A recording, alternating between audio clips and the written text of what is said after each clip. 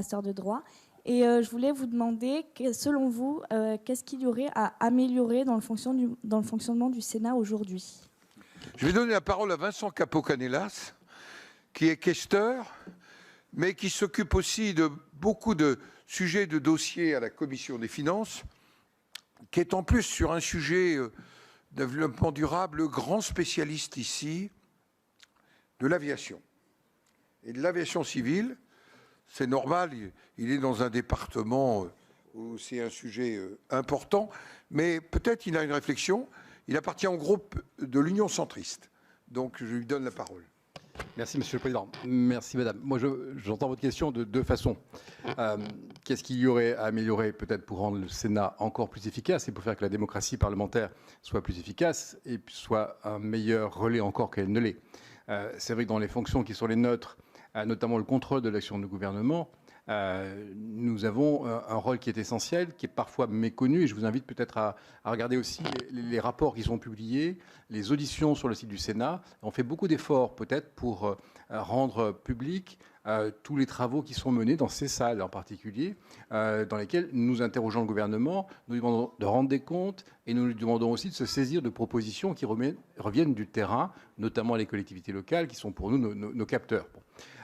Donc c'est sur le terrain notamment du contrôle de l'action du gouvernement. Là aussi, le président l'a rappelé, on est à un moment quand même où on voit bien que l'abstention progresse et que nos concitoyens ont parfois tendance à se détourner de la politique. En même temps, vous voyez bien, quand vous regardez malheureusement la guerre en Ukraine, quand vous regardez la situation dans le monde entier, combien on ne peut pas se désintéresser de tout ça. Donc on fait des efforts. Par exemple, on est en train de rénover le site internet du Sénat. Le président a parlé des plateformes, de pétitions et autres. Donc voilà, tout notre travail vise aussi à faire qu'en gardant l'autonomie du Parlement, en gardant l'indépendance qui est la nôtre, qui a été rappelée par mon collègue Philippe Bas, notamment sur le mode d'élection, sur le fait qu'on n'est pas dans le même temps que le temps présidentiel. Évidemment, ce que nous essayons de faire, c'est de rendre les débats encore plus vivants, de mieux les faire partager. Deuxième point, pour ce qui concerne la Maison Sénat elle-même, puisque le président m'y invitait aussi, nous sommes, nous aussi, comme vous l'êtes et comme les collectivités, les entreprises le sont, dans les difficultés du moment, notamment sur ce qui concerne la sobriété énergétique.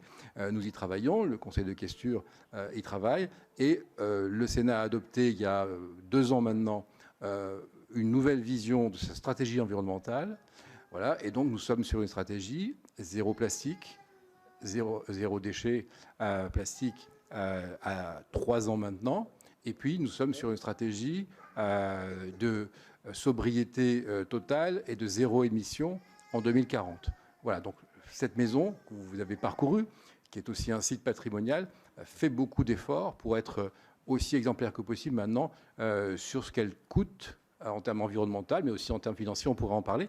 Juste rappelons que pendant 12 ans, nous n'avons pas augmenté la dotation qui nous est versée par l'État, c'est-à-dire même pas l'inflation.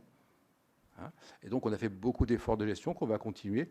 Donc voilà, Sénat encore plus efficace du point de vue de l'exercice de la démocratie, puis Sénat aussi faisant encore plus d'efforts qu'il n'en fait déjà aujourd'hui, qui sont considérables sur le thème de la sobriété et énergétique et financière.